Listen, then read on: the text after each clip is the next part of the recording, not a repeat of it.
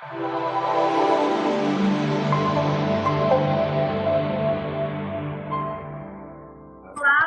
boa noite. Olá, boa noite, tudo bem? Tudo bem? Estava aqui fazendo a propaganda de você, do Ah, Empatia é? Dia. Uhum. Nossa, queria ter ouvido, hein? O que é que você falou, os horrores que você falou. Não, falei que você era muito top, que escreveu Empatia, depois Empatia Todo Dia, que é uma pessoa super astral, e tem um monte de fãs aqui seus que adoraram o seu livro, já comentaram Um aqui. monte de gente aí que já foi da comunhão, que conhece a comunhão, ficou super feliz quando recebeu a divulgação.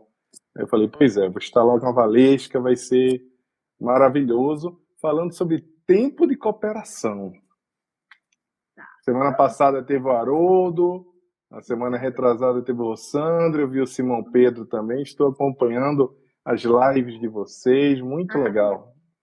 E dia 24 estamos todos, né? Eu, você, Rossandro e o Haroldo, às 10 da manhã, numa super live que vai ser divulgada em breve.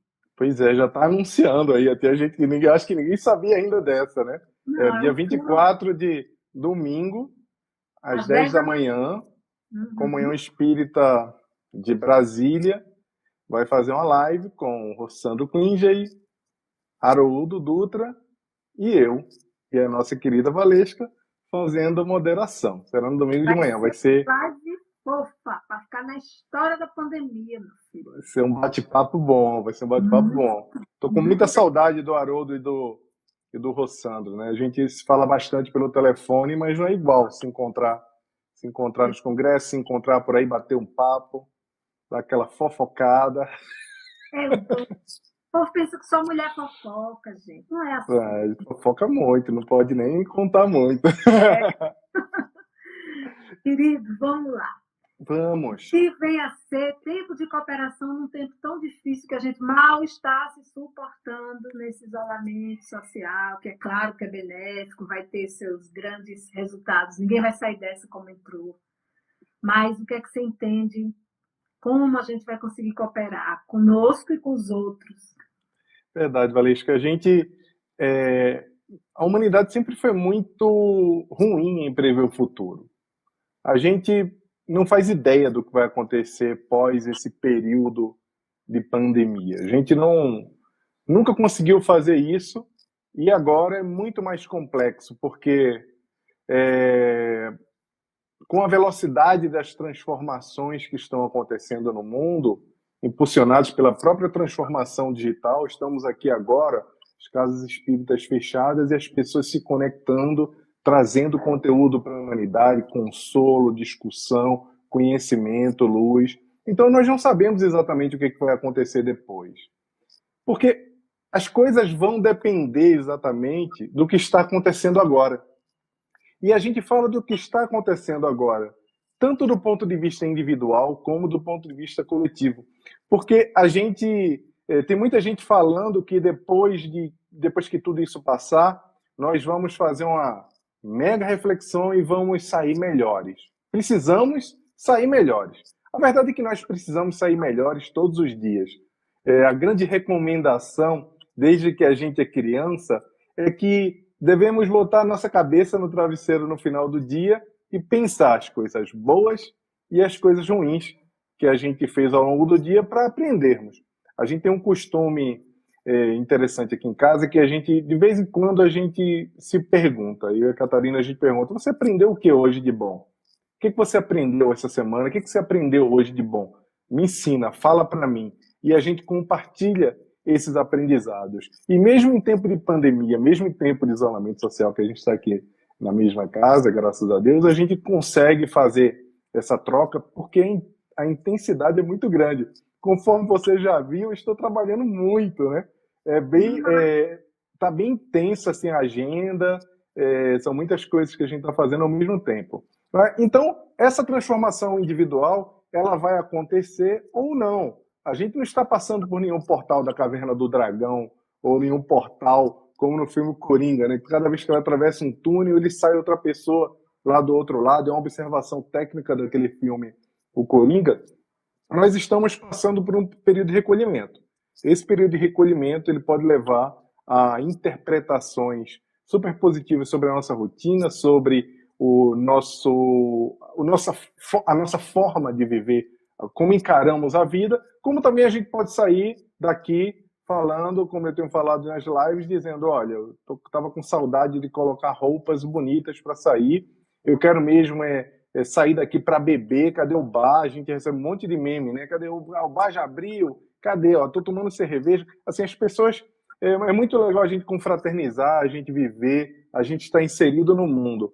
Mas será que são essas coisas que estão fazendo efetivamente falta da gente, para a gente, ou a gente sente mais falta da conexão com mais gente, dessa coisa da comunhão, efetivamente? A grande verdade é que não existe um certo nem um errado, nem a gente precisa se colocar na situação de que a gente já se espiritualizou e a gente pode sair para fazer as coisas certinhas, enquanto tem uma legião dentro de casa que quer sair para fazer as coisas erradas. E não é nada disso. A grande verdade é que, de fato, é um momento para a gente se encontrar. Essa semana eu fiz uma coisa assim muito diferente. Eu falei, eu vou tirar amanhã, ou uma boa parte da manhã que eu tenho, mas eu não consegui, eu confesso, porque o nosso amigo Luiz Saigusa me ligou e a gente ficou um tempo no telefone, e aí acabou que não aconteceu esse tempo todo, mas eu falei, hoje eu vou aprender a usar o controle remoto do som que eu comprei no ano passado e eu não consigo ainda mudar as estações do jeito que eu quero. Apesar de eu conhecer bastante de controle remoto, eu usar bastante tecnologia, mas esse controle remoto estava me desafiando já há algum tempo e eu falei, eu vou sentar e vou aprender o controle remoto. E aí alguém me ligou e fez, olha, eu estou aqui focado em aprender o meu controle remoto. E o que é muito justo, né? O que é muito justo aprender a usar o meu controle remoto. Então, esses momentos da gente com a gente mesmo, das coisas que a gente acha que são coisas simples, eles também nos conectam com o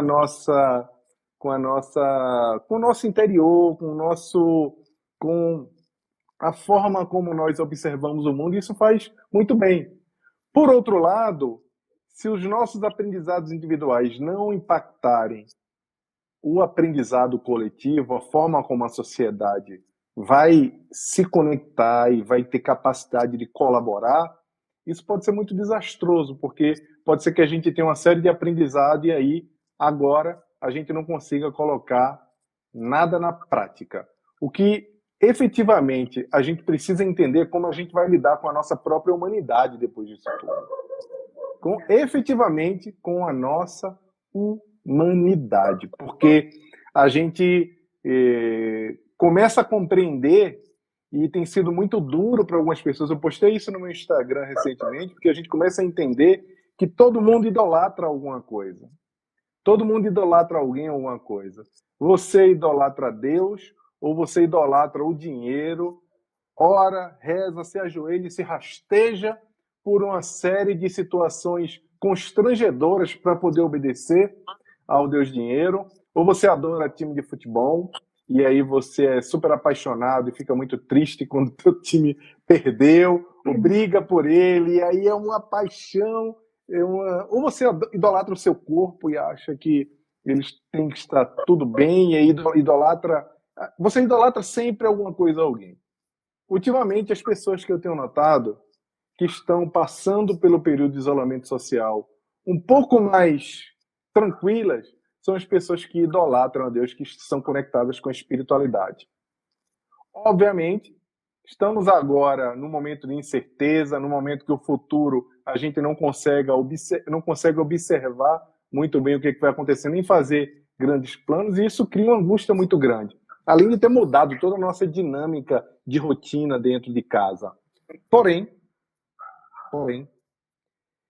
a gente tem aprendido que a humanidade é maior do que o crachá, do que o time de futebol, do que a compra. A comida melhor não é a comida que é do restaurante bonitão, que as pessoas postaram foto no Instagram. A melhor comida é aquela que você compartilha com as pessoas que você ama. Então é uma série de coisas que você vai aprendendo. E o maior aprendizado disso tudo será a nossa capacidade de colaborar, a nossa capacidade de se juntar ao outro para fazer com que essa transformação efetivamente tenha valido a pena. E isso a gente fala de bairros, grupos, países, estados, todo mundo. porque não existe mais saída isolada para nada. Esse isolamento, dizer, está tudo muito bem lá em Santa Catarina, parece que lá na Nova Zelândia está controlado e a gente pode já pensar. A gente vem falando um pouco de pandemia, que o próprio ministro agora, ele falou que a gente tem que fazer coisas customizadas, que o país é muito grande, o que eu concordo plenamente, apesar de achar que ele está falando a mesma coisa que o outro já falava, não vi mudança alguma, mas eu concordo que tem que ser diferente. Só que com a conexão, as coisas isoladas, ela não faz mais sentido nenhum para a gente. Não existe a resolução individual para nenhum problema mais. Porque o vírus sai da Austrália para o Brasil, em 24 horas ele faz essa viagem. Então não existe nada que possa ser feito só para o indivíduo. É a história do Ubuntu, que eu sou porque nós somos. Todos nós precisamos ter uma saída customizada.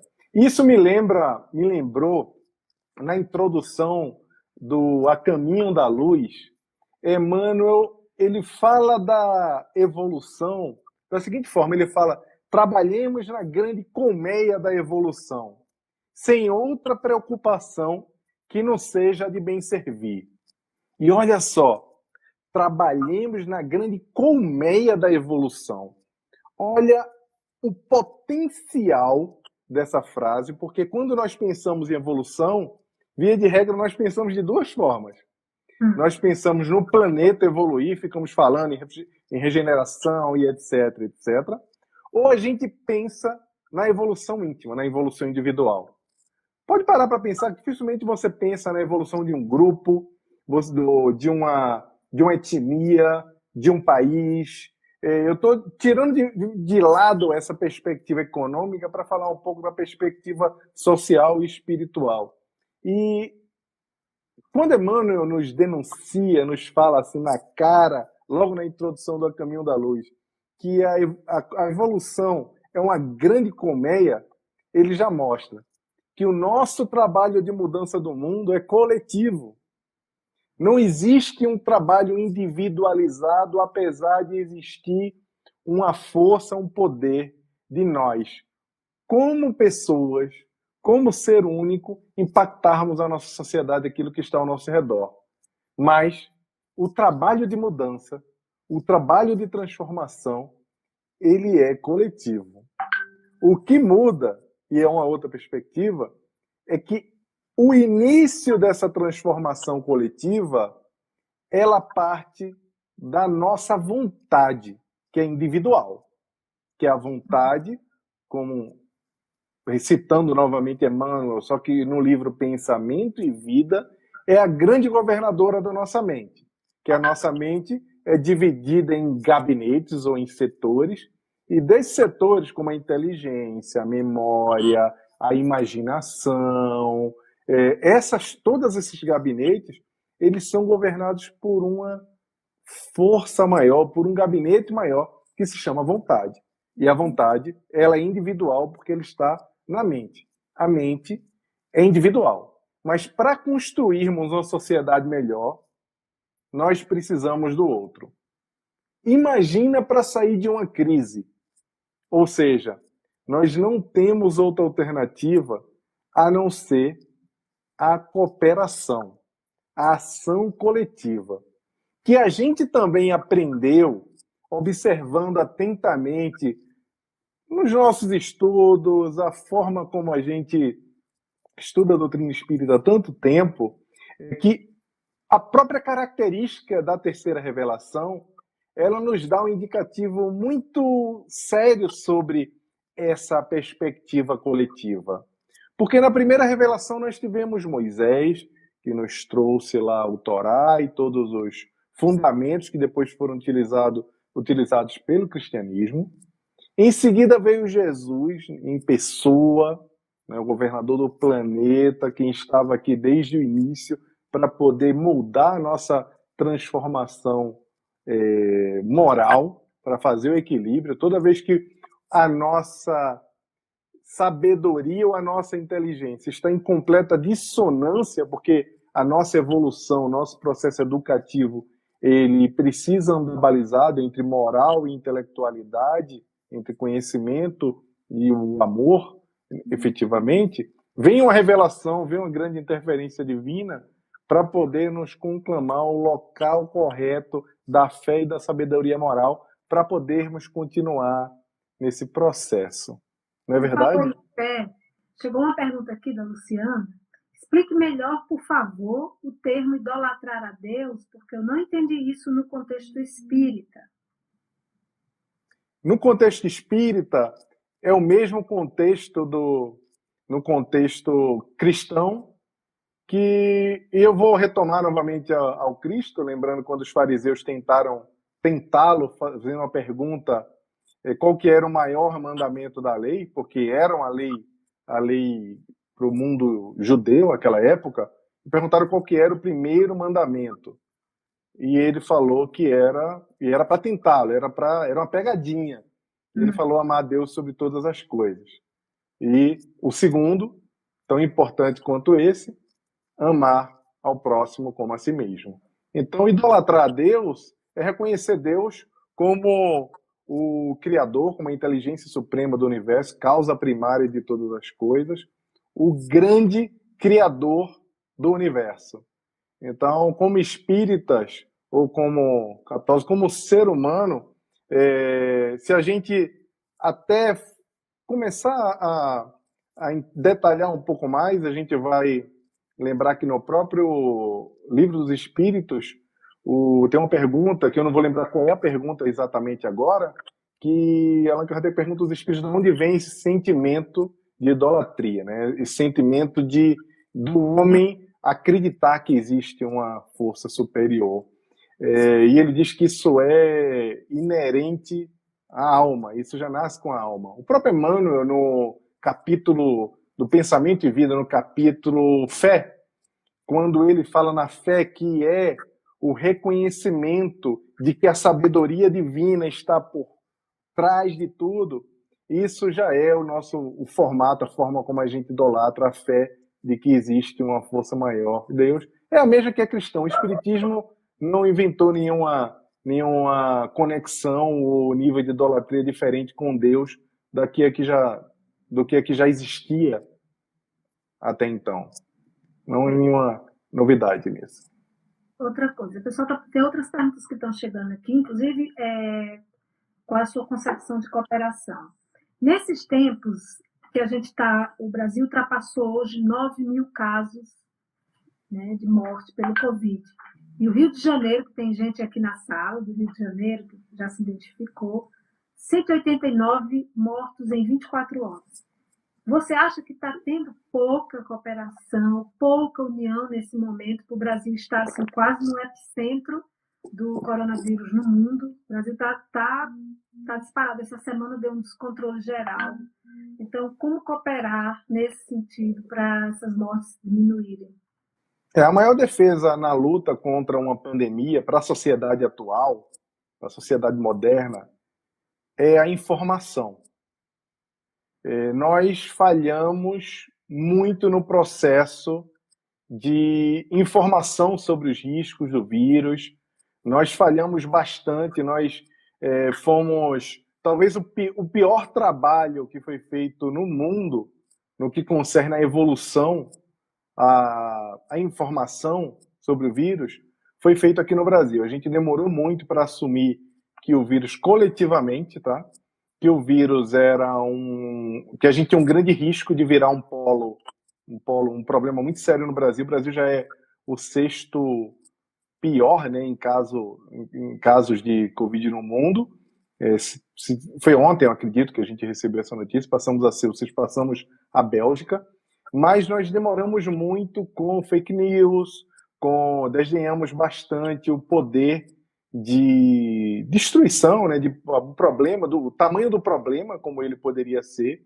E, obviamente, todo mundo está assistindo, e aí quem me acompanha também no Twitter, no Instagram, eu já fiz alguns posts sobre isso também, é que enquanto nós estávamos brigando ou tentando se entender politicamente, enquanto a gente está assistindo toda essa desunião ou a falta de colaboração ou de cooperação, a população fica bem sentida, a população não compreende o que está acontecendo. E aí é muito comum você ver vídeos especiais no Twitter de pessoas falando que todo mundo tem que ir para a rua, que tem que contaminar logo, que a economia está sofrendo. Então a gente tem uma série de compreensões diferentes no Brasil que precisam ser equilibradas. Essa compreensão, e foi o que aconteceu um pouco em Minas Gerais. Minas Gerais é um caso de como as coisas estão acontecendo bem. Em Minas Gerais, o prefeito não se dá muito bem com o governador, politicamente falando. Mas lá eles conseguiram cooperar entre si, eles conseguiram deixar as diferenças de lado, e deixando essa diferença, eles conseguiram fazer um trabalho educativo bacana. Isso não aconteceu tanto no Rio de Janeiro como em São Paulo, onde eu moro. Eu morei 16 anos no Rio de Janeiro. Rio de Janeiro eu sou pernambucano, mas é a minha cidade sede, assim, quando eu estou de férias, quando eu vou, quando dá um break aqui em São Paulo, eu vou para o Rio, para ficar no Rio, né? Eu vou mais ao Rio do que a Recife, então é uma cidade muito querida. Eu vi que a maioria dos casos estão acontecendo na zona oeste, que é em Campo Grande. Campo Grande tem 6 bairros onde tem o pico da doença, e a gente olha, quando a gente vê as imagens lá em Campo Grande, parece que não está acontecendo nada. As pessoas estão na rua, lojas abertas, feira livre aberta, os camelôs estão na rua. Então, o Rio de Janeiro, por ser uma cidade muito grande e tem essa complexidade e tem um problema político muito sério, tanto o local como com o governo federal, eu acho que isso não contribuiu muito, em especial porque era uma cidade que precisava de muito apoio federal. E isso não aconteceu. Não colocando a culpa no governo federal, mas colocando a divergência mesmo política que afetou e prejudicou. Essa é a verdade, a gente, aquela coisa do facing the brutal facts. A gente tem que encarar a realidade como ela é, sem estar fazendo de conta que ela não existe, né? Porque a nossa maior defesa contra o vírus, além da informação de que é um problema, é a colaboração. E se a gente não consegue deixar as diferenças de lado para, por meio da cooperação, conseguir alcançar os nossos objetivos, as coisas não vão funcionar. Como a gente falou, assim, como para a evolução, a cooperação é muito importante, para resolver as crises, em especial essa crise, que é uma crise muito complexa, não há outra alternativa. Inclusive, as cooperações entre os países. Exatamente. Entre os países. E está na hora, assim, a meu ver, né, eu sou leiga também no assunto, mas das pessoas priorizarem. Ou prioriza a saúde para sair dessa, ou não vai sair. Porque as pessoas estão preocupadas com a economia, com o emprego, ótimo, é válido. Muita gente está sofrendo, está quebrando comércio, mas sem saúde você não pode fazer nada. Você não pode trabalhar, não pode fazer nada. Então, eu acho que a gente tem que priorizar. Às vezes, quando eu penso um pouco assim na crise, porque eu acho que está todo mundo tendo que cuidar da sua caverna agora, porque é uma caverna. Você se volta para si, para dentro de casa, para conviver com o seu próximo, para se ajustar, para ajustar seu controle remoto que estava lá, você comprou, mereceu, trabalhou para isso e não tinha tempo de tanto que você se doa para os outros. Você é o Jaime. E você e várias pessoas estão nessa mesma vibe. Então, assim, eu acredito que é priorizar. Às vezes, quando eu estou querendo ficar assim meio maluca, porque estou em casa, eu penso, não, minha saúde. Sem saúde eu não vou poder criar, fazer nada. Ter projeto, reinventar, tirar o prejuízo um dia. Sem saúde, não tem nada, né? Então, vamos ver. A gente tem, no Brasil, a gente tem uma situação tão complexa como em outros países que estão em desenvolvimento, ou são países pobres. Nós não somos um país pobre. Obviamente, tem pessoas que estão na informalidade que elas estão com muita dificuldade, algumas delas não têm nem casa. Nós aqui estamos em casa, temos internet, somos alguns classe média baixa, outros classe média alta, outros até ricos. Obviamente, estamos todos enclausurados, todos confinados, mas cada um vivendo uma realidade diferente. E isso faz com que o nível de tensão aumente de forma diferente nas pessoas também. É muito difícil você estar em casa agora e falar, olha, o que eu vou comer? Não, vamos ver aqui ou vamos pedir um iFood, pedir alguma coisa pelo aplicativo. Mas tem gente que não tem internet, não tem dinheiro para fazer isso, não tem comida em casa, nem pode sair para comprar a comida. Então, eu entendo todas as situações. Senão eu escrevi empatia por isso, para poder tentar entender todas as situações. O empresário que não consegue não segurar mais, porque ele não tem receita, e aí ele precisa pagar a folha. Obviamente, alguns empresários, quando começou essa história do confinamento, do isolamento social, em 14 dias do isolamento social já tinha empresários dizendo: vou ter que demitir 30 mil pessoas. Gente, não vai ter que demitir com 14 dias, é mentira. Então a gente não estava preparado para tempestades. Nos Estados Unidos, quando tem nevascas e às vezes o estado fica um mês parado e eles se preparam e continua, a economia continua. Quando tem furacão e etc. Nós não conseguimos estar preparados para isso, é claro que conseguimos. Mas, obviamente, alguns pequenos, depois esticando um pouco mais, como já está esticando, tudo fechado, de fato, existe uma série de situações variáveis. Mas a proteção à vida é um pouco diferente da proteção à vida como a gente enxerga até onde vai os nossos olhos. Por exemplo, não, eu vou ficar aqui porque eu não quero pegar e eu não quero ir para o hospital. É diferente de eu vou sair, eu vou pegar, vou passar para 30 pessoas e elas vão passar para 120 pessoas e essas pessoas vão encher os hospitais e aí vira uma epidemia, vira uma generalização na contaminação, tem que voltar todo mundo para casa em lockdown, a palavra agora que virou na moda, eu ri tanto com os áudios hoje sobre o lockdown, muito engraçados. As pessoas vão entendendo direitinho o que é lockdown. Teve até um áudio dizendo assim: o que é o lockdown? Lockdown, tem gente acreditando que é o irmão do Black Friday, então tem gente que está indo mais para a rua ainda. Tem gente que está indo mais para a rua ainda. E aí, vai para o lockdown, fecha tudo de novo e fica 6 meses, 1 ano contando. Pessoal, eu não queria ser catastrófico, mas esse planeta aqui ele já exterminou algumas espécies. E uma doença assim, de larga escala, contaminando todo mundo, adoecendo todo mundo, a gente corre risco de morrer muita gente. Só que não tem uma resposta correta para isso tudo. Eu escrevi um texto que está no Medium, naquela plataforma de blogs e textos, que fala: nós estamos vivendo o nosso teste marshmallow. Lembra do teste marshmallow? Que a criança, você bota um docinho na frente da criança e fala: olha, fica aqui, eu vou ali lavar alguma coisa, vou embora. Se você não comer esse docinho, esse marshmallow que eu coloquei, quando eu voltar, você vai ter direito a 3, 4, muito mais, mas só se você não comer esse. E aí, você vai lá e volta, e aí as pessoas filmam esse experimento social com a criança ali assim, ó. Meu Deus, eu vou comer esse doce. E algumas delas não conseguem. Então, nós estamos vivendo isso. Gente, fica um pouco em casa para depois ter todos os marshmallows possíveis. Se você sair agora, vai piorar. E aí, piorando, você não tem nenhum docinho daqui, não vai poder comer os outros docinhos. E aí, nesse texto, eu falo que, inclusive, os políticos estão vivendo o seu teste marshmallow. Porque eles precisam tomar uma decisão muito difícil. É muito fácil, assim, um político que fala: tem que abrir tudo, tem que fazer tudo, mas não coloca, não faz nada, não assina um documento dizendo que tem que fazer isso. É uma bravata porque sabe que essas coisas vão continuar e que no futuro o que vai ser lembrado é a crise econômica, efetivamente. Então, se você não faz nada, se você só fala: tem que abrir tudo, vamos embora, todo mundo sair, é porque você não deve estar falando sério. Mas quando o político tem que tomar uma decisão entre abrir ou não, entre fazer um lockdown, que é bem triste, deixar as pessoas com toque de recolher dentro de casa, é muito difícil. Eles também estão fazendo escolha, que é uma escolha: faço isso e vou ter que viver com a minha impopularidade das pessoas sem compreender.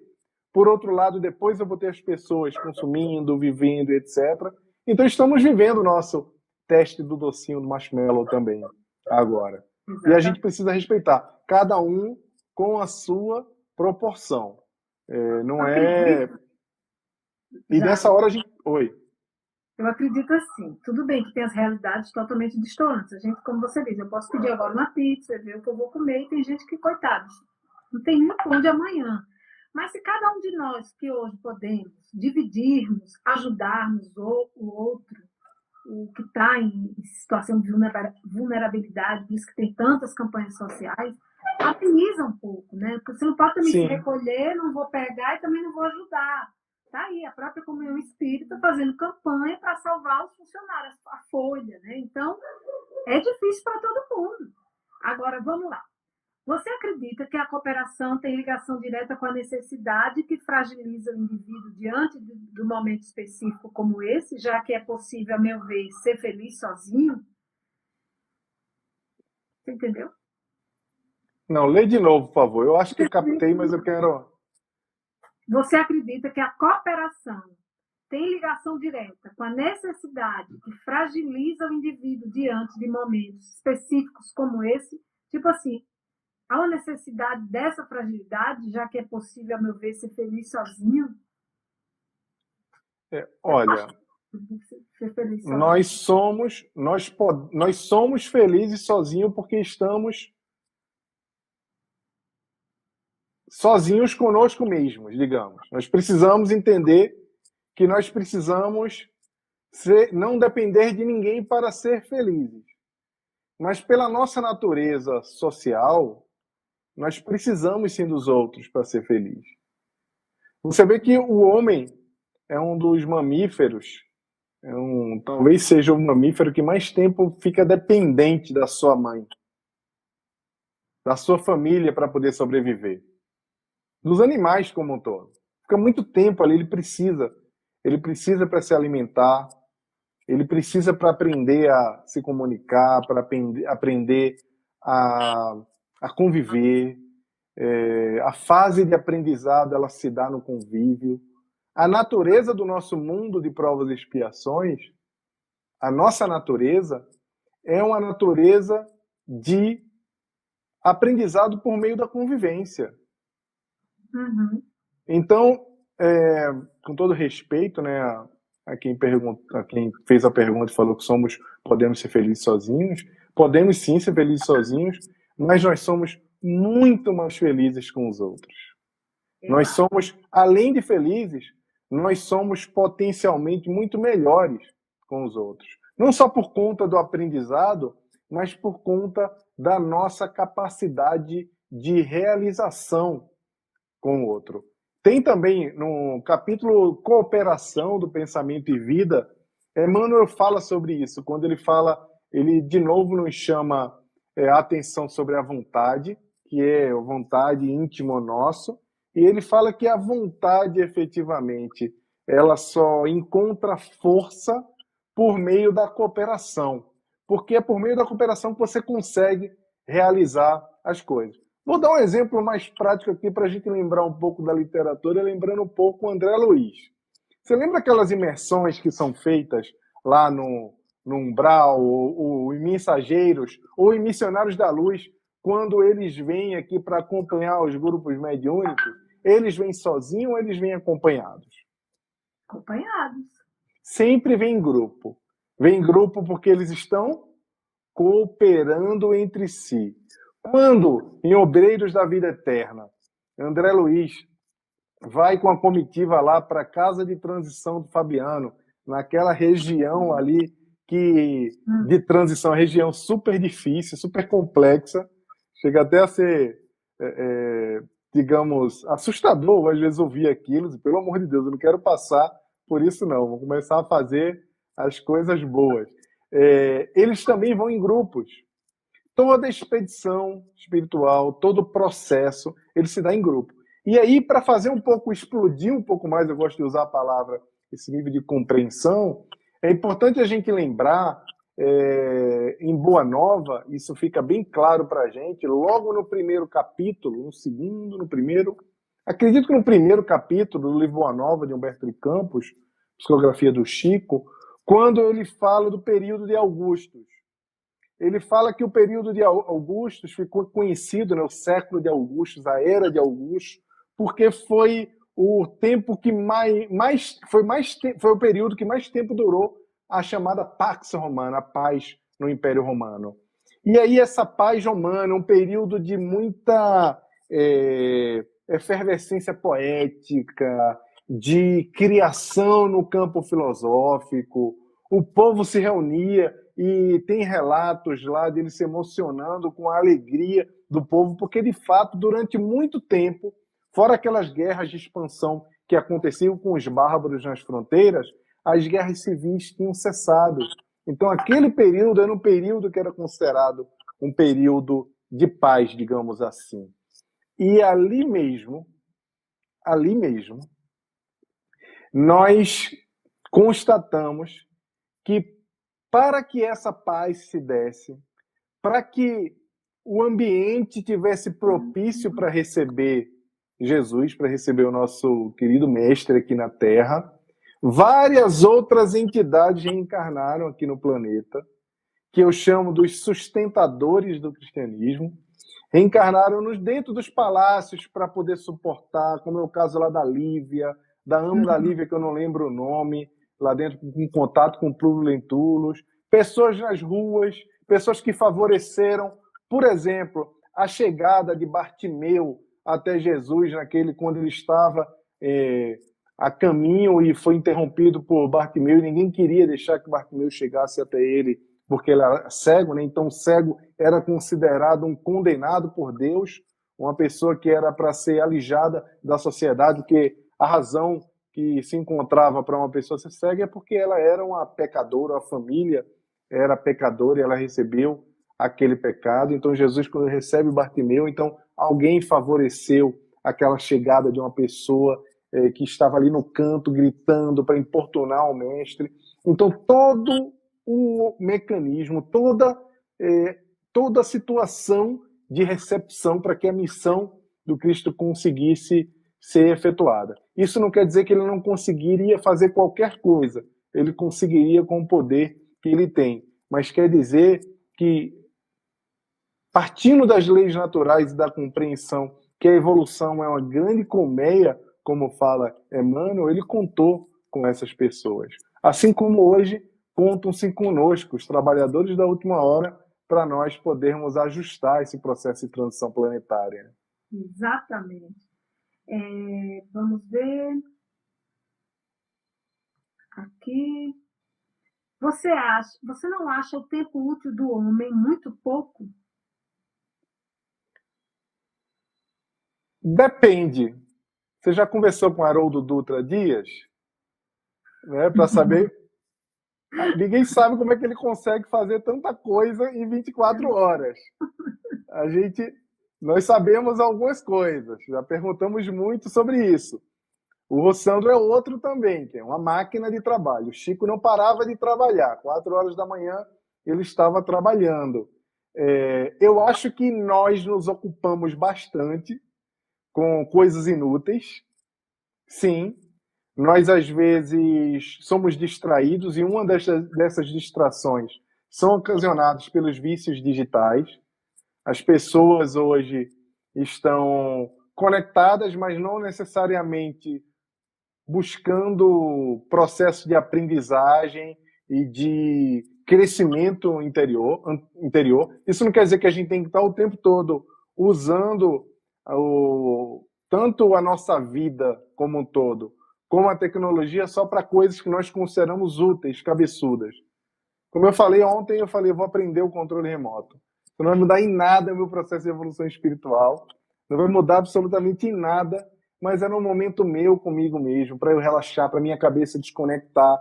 Minha cabeça está o tempo todo estudando, escrevendo, criando. Então, pegar uma coisa como essa é importante para a gente também, esse stop, essa coisa da gente equilibrar. Mas eu acho que nós ainda precisamos aprender bastante em como ocupar o nosso tempo. Que o diga os trends do Twitter. Você olha lá, estava lá, pandemia assim, fazendo isso em pico, problema político seríssimo no Brasil. As principais hashtags eram sobre um programa de televisão, que eu não vou falar o nome aqui, da Rede Globo. Ou seja, as pessoas se ocupam bastante com futilidade. Mas tudo bem, estamos num plano de provas e expiações e não estamos aqui para julgar as pessoas. Porque cada um está vivendo o seu momento, a sua compreensão, está vivendo também os seus dramas, e a gente tem que aprender a respeitar isso. E você citou o controle remoto. Daqui a 3 minutos a gente vai ficar por conta do Instagram, mas aí ele mostra que quando faltar 2 minutos, aí eu te aviso. Senão ele derruba. Tá. Uma Você coisa, falou... Valesca, só para concluir só esse tópico, que eu acho que é muito relevante, é que é importante a gente lembrar que se nós estivermos ocupados demais, cuidando das nossas coisas individuais, das futilidades, se estivermos ocupados demais com o nosso plano pessoal, e distraídos diante desse processo de evolução que está se dando no mundo, e não estou falando de pandemia, estou falando de todo o processo evolutivo que nós estamos passando agora, nós vamos ser impactados de toda forma por essa evolução. A gente pode ser impactado positivamente, participando dela, colaborando com ela, cooperando com ela e sendo parte dela, ou a gente pode também ser impactado, o processo de evolução já não nos caber mais, como aconteceu com os povos de Capela. Então, quando as pessoas perguntam se o plano de regeneração vai realmente vir, porque ainda tem dúvida, porque a humanidade tem tanta coisa errada, eu falo, olha, isso aí a gente tem certeza que vai vir. O que a gente precisa ter certeza é se a gente vai estar preparado para habitar esse mundo de regeneração. Então é melhor a gente correr com a nossa regeneração interior. Eu tenho que trabalhar mesmo no isolamento o dia inteiro, porque eu tenho medo de eu ficar parado assim, pegar. Pega. Estava vendo aqui uma mensagem de Chico, né, de Emmanuel, psicografada por Chico, e eu gostei muito de um parágrafo que eu ia abrir a live com ele, mas aí acabou que a gente começou a conversar com as pessoas também, esperava assim. Ninguém guarde a presunção de elevar-se sem o auxílio dos outros, embora não deva buscar a condição parasitária para a ascensão. Referimos-nos à solidariedade, ao amparo proveitoso, ao concurso edificante. Os que aprendem alguma coisa sempre se valem dos homens que já passaram e não seguem além se lhe falta o interesse dos contemporâneos, ainda que esse interesse seja mínimo. É um texto muito legal, é grande e tal, mas ele fala muito só que a gente não se eleva sem o auxílio dos outros, do próximo. É verdade. É verdade. A gente lembra que no próprio Caminho da Luz, no primeiro capítulo, que Emmanuel fala das tradições do mundo espiritual que ele ouviu, e ele fala que na direção de todos os fenômenos que existem no nosso sistema, existia uma comunidade de espíritos puros e eleitos pelo Senhor Supremo do Universo, que nas mãos dessa comunidade estavam as rédeas diretoras da vida de todas as coletividades planetárias. Aí ele fala, essa comunidade de seres angélicos e perfeitos, da qual Jesus é um dos membros divinos, e ele fala assim, ao que nos foi dado saber, porque ele não tem nem acesso ainda a isso, Emmanuel, ao que nos foi dado saber, apenas já se reuniu 2 vezes desde que o planeta foi criado. E aí, o que me chama a atenção nessa parte é que, mesmo para gerir planetas, que é o caso do gerir planeta, é um Cristo, gerir um espaço sideral, são Cristos, inclusive maiores do que o nosso, é uma comunidade de espíritos puros, eles em comunidade decidem esse tipo de coisa. Se reuniram em comunidade quando a Terra se deslocou da nebulosa, para colocar os pólimos da vida, para estabelecer a harmonia e a harmonia na cosmologia, né, dos elementos, nos elementos da cosmologia, e depois para decidir a vinda de Jesus para a Terra. Foram as 2 vezes que eles se reuniram. Ou seja, espíritos puros, sábios, além da primeira escala lá da espírita, os espíritos perfeitos, já Cristos, e se reúnem em comunidade para resolver grandes questões, portadores de sabedoria. Ou seja, a cooperação, de fato, é uma lei natural que ainda estamos aprendendo por hora, mas que ela faz parte da obra de Deus. Quando Deus ele se apropria dos co-criadores para fazer com que a regência do universo ela se dê, para que a vida ela siga o seu curso, ele também está usando o recurso da cooperação. E ele é o Todo-Poderoso. Muito bem. Ou seja, a cooperação é uma lei. É uma lei. Quem citou você também foi o Simão Pedro na nossa live, sobre o seu livro, sobre empatia. Né? E eu queria avisar o pessoal que domingo, agora às 20 horas, a gente está com o psicólogo Pedro Paulo. O título, o tema é "Para que tudo isso?" Não é por quê, é para quê. E ele vai explicar o para quê. Para que tudo isso? Aí eu resumi, para que tudo isso? Para que tudo isso, né? E eu queria que você dissesse como é que as pessoas podem entrar em contato com você. Redes sociais, né? Tem algum e-mail, e onde pode adquirir seu livro, o Empatia Todo Dia, que eu já estou doidinha, eu vou falar lá com o Sagusa para Sagusa. Tá, joia. Os meus livros, né? Eu tenho 3 livros, eu tenho Empatia Todo Dia, ou Empatia porque as pessoas empáticas serão os líderes do futuro. Tenho o Dora, a Raça do Amor, que é um livro infantil. Eu tenho um livro juvenil também chamado Manual do Preguiçoso para se Transformar um Espírito de Luz, que ainda ele saiu em caráter experimental na Bienal. O livro é muito fácil de encontrar, se encontra na hiperlivros.com.br, é super fácil, hiperlivros.com.br, ou em qualquer outra plataforma digital. É um livro que os 2 Empatias já são livros best-sellers, já tem bastante lugares, né? É muito fácil encontrá-los. Para me contactar também no @Jaime Ribeiro, no Instagram, no Facebook ou no Twitter.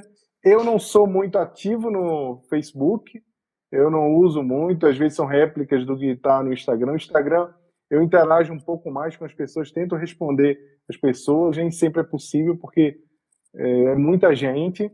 E é isso. E por e-mail você me contacta também pelo botãozinho lá do Instagram, entrar em contato, cai lá direto no meu e-mail. É super fácil. E o Instagram ainda não falou que vai cair, então vamos lá.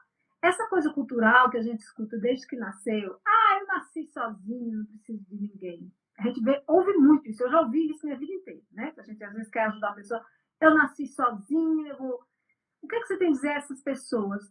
Qual é a mensagem que você deixa sobre cooperação nesse sentido? Deixa eu dar um aviso antes que caia. Todas as nossas lives são transmitidas ao vivo pelo canal da Comunhão Espírita de Brasília no YouTube, e lá também tem os aplicativos do PicPay, as contas para o pessoal ajudar a pagar a folha dos funcionários. Vamos lá, meu povo, ajuda, que são 55 famílias que englobam quase 2.000 pessoas precisando. Eles não vão perder o emprego, se Deus quiser. Temos um doador anônimo que vai dobrar as arrecadações até 150 mil. Isso foi uma bênção. Então, Jaime, qual é a mensagem que você tem que deixar de cooperação, principalmente para essas pessoas que sempre dizem isso? Eu nasci só, não preciso de ninguém me ajuda, ninguém lembra quando eu estou na pior. Isso é um chavão, né? A gente sempre é chamado pela vida para refletir sobre as nossas atitudes, mas em especial a refletir sobre as nossas dores. Existe um texto meu, até uma palestra que está no YouTube, que eu falo que o espírito é antifrágil. A característica de um ser antifrágil me parece que é alguma coisa contrário ao que é frágil, não é verdade? Mas não é bem isso. O contrário de frágil é rígido. É alguma coisa dura, que não se quebra. É uma pedra que você coloca no chão, ela não se quebra, ela não se modifica. O frágil é alguma coisa como vidro, que quando ela é submetida a estresse, a dor, a qualquer ação externa forte, ela se quebra, ela se transforma. Ela se transforma em alguma coisa pior. 1 minuto e meio, o Instagram está dizendo. Tá joia. Então, o antifrágil é aquilo que se fortalece quando é submetido a uma dor, a alguma coisa, a algum estresse externo. Nós somos antifrágeis porque nós conseguimos reagir a essa dor de uma forma poderosa e nos tornarmos melhores. Toda vez que nós somos submetidos a alguma dor, algum estresse, alguma crise, e nós nos fragilizamos e vamos para o canto, nos sentimos menor, Ou quando recebemos essa mesma dor, essa mesma pancada da vida, e vamos para o canto e nos endurecemos, dizendo, eu não preciso de ninguém, não quero saber, eu vou me tornar igual ao que me magoou, se torna rígido. Essas duas coisas, apesar de serem antagônicas, apesar de serem completamente diferentes, elas fazem parte de uma mesma frustração espiritual. Então, a única forma da gente reagir à dor, a única forma da gente reagir ao desapontamento, achar que efetivamente as pessoas podem nos desapontar e por isso eu não vou me conectar com as pessoas, é sendo antifrágil. É buscando nessa dor, nessa fragilidade, nesse desapontamento, a força necessária para nos tornarmos pessoas melhores. Ou seja, por que você consegue ser tão gentil com alguém? Porque as pessoas não foram gentis comigo. E isso já me diz muito do que eu preciso ser. Muito bem. 20 segundos, 16 já. Muito obrigada. Deus te abençoe. E eu quero que você volte aqui com a gente, tá? Vai ter a super live, mas depois eu quero você aqui com a gente para falar sobre empatia. Beleza, combinado. Estamos Obrigada, juntos. pessoal.